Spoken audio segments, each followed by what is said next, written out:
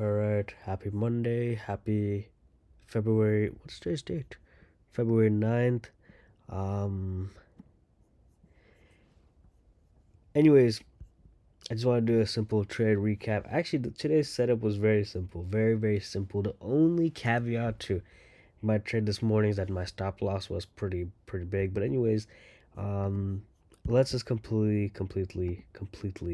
start fresh, right? So, um, again on a 15-minute time frame. I came in pre-market and I noticed one thing. Again, guys, I've only slept for 2 hours within the past 24 hours. Completely just fucked up and whatnot. So bear with me. But still, if you try to understand what I'm saying in these videos, I promise you, promise you, you can easily become profitable. So let's grab a little tool, a little brush. I'll show you two things that could really help you to be profitable and how to read um, what basically the patterns and what the candles are telling you pre-market, right? So, always show up just a few minutes before 6:15 because technically banks pursue. They put their orders anytime between say 5:45 to 6:29 AM PST. So, everything is based off of an algorithm. Everything is already pre-planned. Now, when people say markets are bad, I mean, you might as well just quit trading. There's just no other way to say it, but you sound absolutely fucking retarded. So, um, I I've been in this field for long. We all make mistakes. It is what it is. I still make a shit ton of mistakes for one before I call anybody else out. So, just be a little bit smarter in your response. You blow accounts. I've blown accounts, but at the end of the day, I just try to make sure I understand my mistake and come back prepared for tomorrow's, right? So for tomorrow's shift, for tomorrow's job, because another day is truly a blessing. Another day means another opportunity is truly given, um, per our desires, right? So not everybody has that ultimate wish. But anyways, we came down, came up with a red candle, came down, came back up, came down. I noticed we're holding something down here. Came up, came down, yeah, retrace, came up, and now we're just flushing, right? We're flushing. So ideally, I was looking for it to hold here, but then if I just put my little support line there, what I'm expecting, right? Um, and again, it just doesn't get more simpler than this. It just cannot. You look to the left. Um, you have to understand what happened here. She came down, bounced, came down, retraced, bounced. But here's the thing: she came down, and then this one came all the way down. So it kind of doesn't really say that there's something over here, right? It says there's something more like over here. Look over here, came down, bounced, came down, bounced, came all the way back over here. I had this little fucking drama over there. Came back up. That wick literally came, wicked it. That's how liquidity should be used. It literally just wicked this and then just came crashing down. That is a clear example of what liquidity looks like, right? So that, in other words, it means we don't have this blue line over there. It means, we don't have a clear support and resistance. And if you look over here, right, we came up above it, came down. Yeah, sure, it's still very convincing because we bounced over here, came up, came over here, bounced, and it came back up. It's very confusing, right? Or convincing, sorry, not confusing. Very convincing that we could easily be holding support there. But here's the thing.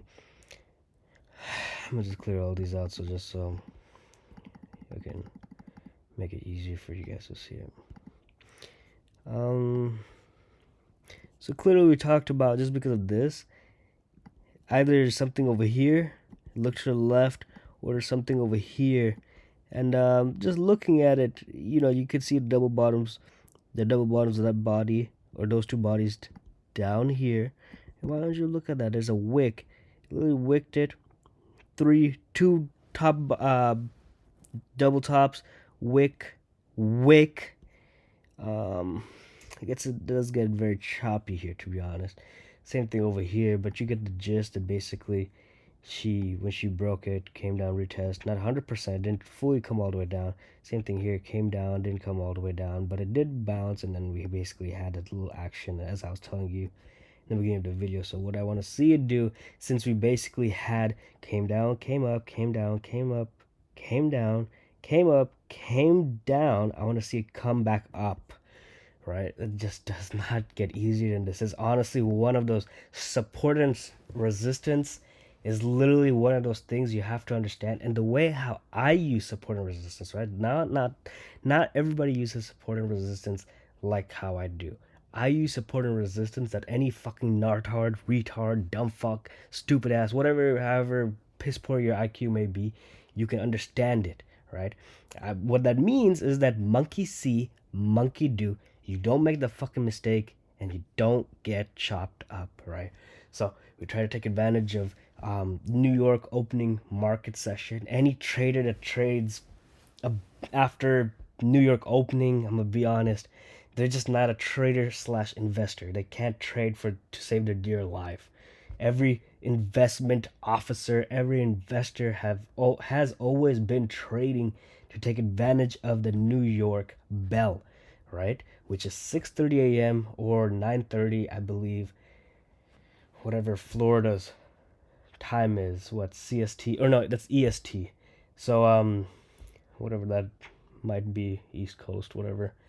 Um, anyways, if you're not taking advantage of basically the New York opening, I mean, yeah, of course, your strategy is gonna be one of those things where you have to wait for a long duration of time just for your trade to get hit, right? So, hey, I kind of heard that a few days ago from one of the guy who I learned trading from, trading penny stocks, and it kind of clicked, and I was like, you know what, I want to share that with my friends on my Discord, because that's true.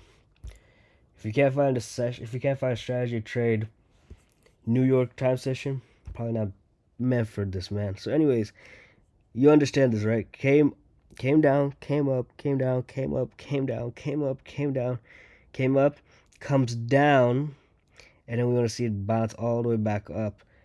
Now, ideally, if I were to use my rectangle, I kind of wanted to see basically this. And I put the blue line, that's my exact resistance line. But the top of this would basically be where I would hopefully want to see a rejection and place an entry.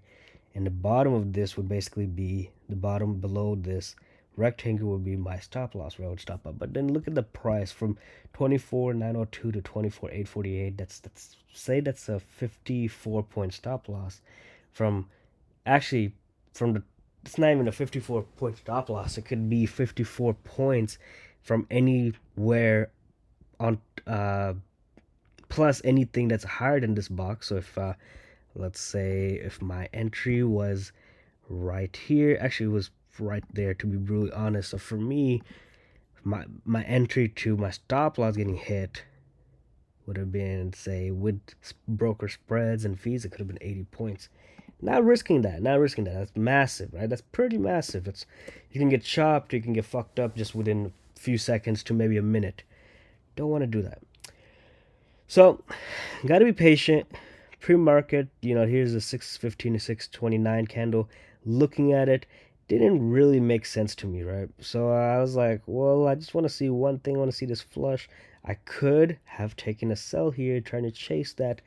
I used to do that. Honestly, I've had a good amount of success, but at the same time, it posed a lot of threats because of market manipulation. It's times like this that can pose the most amount of threat when banks want to basically, they know that people like me wants to see a sell, but it's not always going to give you a full sell. It's not going to dump fully. It would give you like a partial fill, and next thing you know, just enough of a dump to fill your orders, and the next thing you know, it would shoot either back up, or it could liquidate you coming below your zone. So you really have to be very cautious. But anyways, let's see what happened in market opening. She did dump. That was a nasty dump. I mean, some people took sells on that. I mean, it was a 100-point dump. I personally took a late entry, right? So from where I basically entered, it was already a 50-point chase, give or take, and then I just wanted to basically see this highs get hit. Now it was a great trade. It was an amazing trade. I mean, it could have been even a better day had I not been greedy, but at the same time, I de-risked, so I wasn't used to seeing, so and so number. Just being brutally honest, and not even being in the I was, at a casino drinking all night long. So, um, it is what it is. Anyways, that's it for the trade recap. Very, very, very fucking simple. If you're struggling in trading, um, geez, I really hope you look at these type of videos, watch this video multiple times just so you can understand exactly how to get started and what to do, and how you should be thinking, right? So, because trading is this simple, it just requires a lot of patience because, and especially when you think you found a setup, it's often not accurate. So you have to be calm, you have to be patient, and just go with whatever happens, man. Don't panic, spam or buys or sells. You click a buy or sell according to your position or lot size, and you just go from there, and just make sure the next part would be to have proper trade management. So, best of luck, guys. It's gonna be a rough week.